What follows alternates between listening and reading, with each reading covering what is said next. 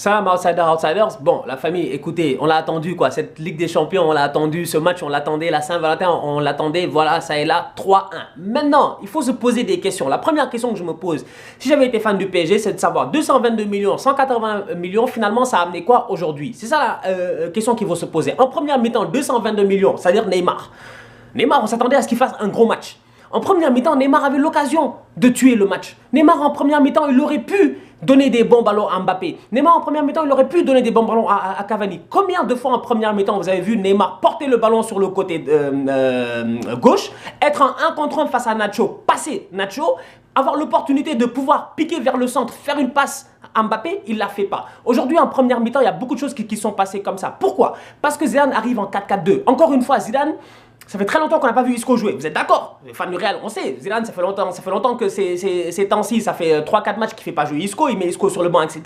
Il vient en Ligue des Champions, il nous balance Isco. Il ramène son 4-4-2 diamant. Ok, c'est bien. Ce dispositif tactique-là est bon. Mais il y a un problème avec ce dispositif tactique-là. C'est que quand vous jouez en 4-4-2 avec Isco, il n'y a personne pour défendre sur les ailes. Il n'y a personne pour supporter les mecs sur les ailes. En première mi-temps, Mbappé, le nombre de fois où Mbappé était seul parce que Marcelo était déjà monté et que Neymar aurait pu lui donner le ballon pour qu'il tue le match, il y en a eu en pagaille. D'ailleurs, la preuve, la fois où ça a échappé et que Mbappé a le ballon, il rate arrêt de Keylor Navas. Donc aujourd'hui, en fait, le Paris Saint-Germain en tant que tel, si je suis Emery, il y a de quoi être frustré. Parce qu'en première mi-temps, il y avait de quoi profiter de ces lacunes. Je parle de lacunes. Parce que je me dis que défensivement, vous avez vu ce qui s'est passé. Vous avez tous vu ce qui s'est passé. Moi, je l'avais prédit. J'étais venu ici et je vous avais dit, faites attention à Marcelo. Marcelo, pendant 90 minutes durant, aujourd'hui, défensivement, il n'a rien foutu. Il faut qu'on soit sérieux. Offensivement, il a été énorme, énormissime. Pourquoi? Parce que Marcelo, en fait, il vient mettre la pression. Vous avez vu les 1 contre 1 Marcelo, Dani Alves. À chaque fois que Marcelo était en 1 contre 1 face à Dani Alves, il passait entre passement de jambes, roulettes, etc.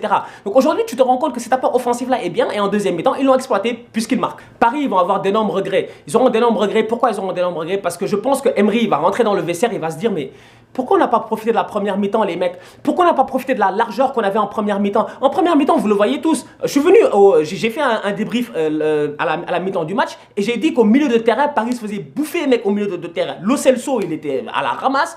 Rabiot aussi, mis à part le fait qu'il avait marqué, au milieu de terrain, tu sentais qu'il n'avait pas cette même intensité-là. Est-ce que vous voyez ce que je veux dire? Au milieu de terrain, les crosses, les montées, ils étaient en train de gérer.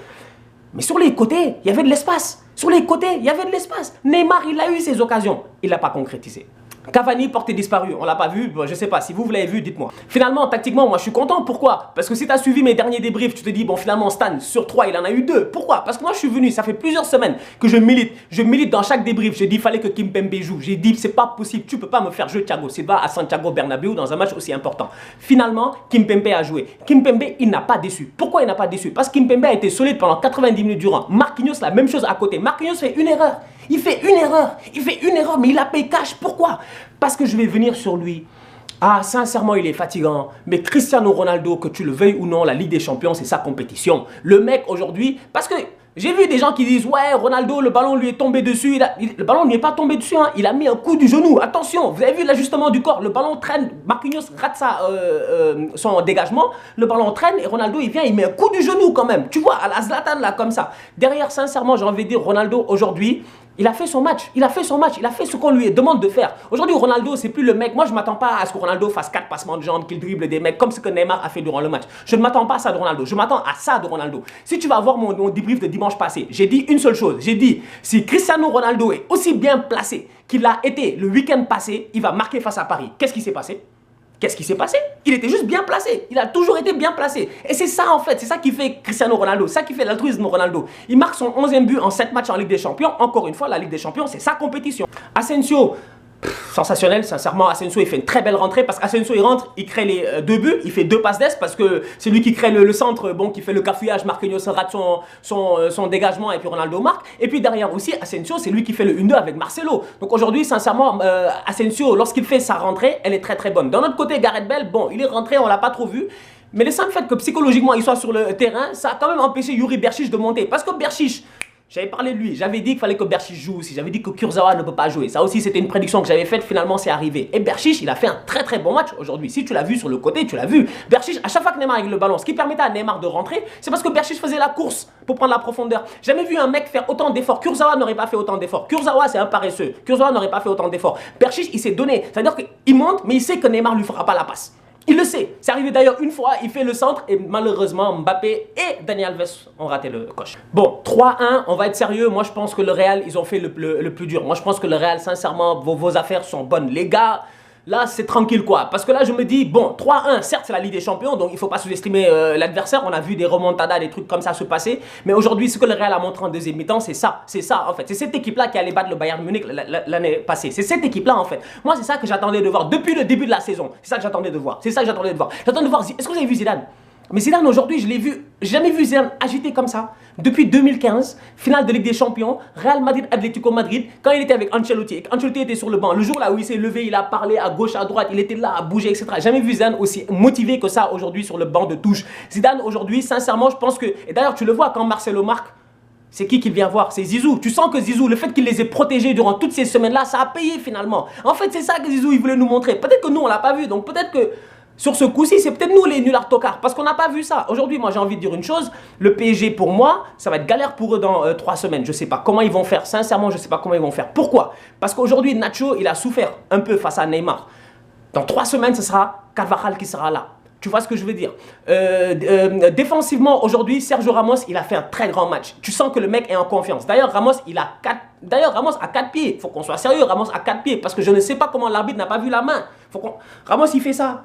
Il fait ça, on l'a tous vu cette main-là. Il y a penalty pour le PSG à un moment donné, il faut qu'on soit sérieux. Donc aujourd'hui, moi j'ai envie de dire, le Real a fait un très bon match. Le Real a été solide, le Real n'a pas lâché. C'est Paris qui a des regrets. C'est Paris qui a des regrets. Paris aurait pu gagner. On va être sérieux. Ou Paris aurait pu faire un match nul. Paris aurait pu au moins mettre un deuxième but. Ça aurait pu finir 3-2, 3-3. Mais Paris n'a pas su concrétiser et le Real a été extrêmement réaliste. Chapeau à Zidane, chapeau aux fans du Real Madrid. Bravo les gars.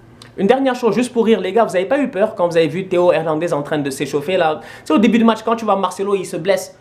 Il est par terre, tu sens que le mec, t'as l'impression qu'il s'est cassé le bras et tout. Après, j'ai vu Théo en train de s'échauffer. J'ai eu peur. Je me suis dit, si Théo il rentre, vous êtes foutus. De l'autre côté, il y avait un match d'entraînement entre Liverpool et Porto, comme l'année passée, comme hier en fait, comme hier entre Manchester City et Bâle. Sincèrement, faut qu'on soit sérieux. Moi, je comprends pas c'est quoi le délire. Porto, qu'est-ce qui s'est passé?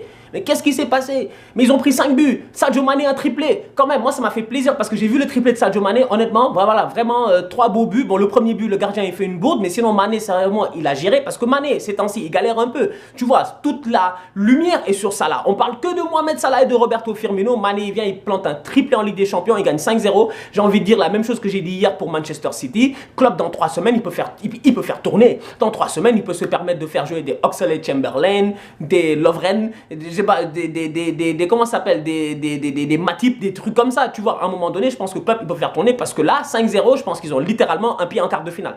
Premier match de Van Dijk en Ligue des Champions, match solide, match concret. Honnêtement, Van Dijk, il n'y a absolument rien à dire par rapport à cela. Tu sens que vraiment, les gars, ils sont allés dépenser 75 millions sur lui.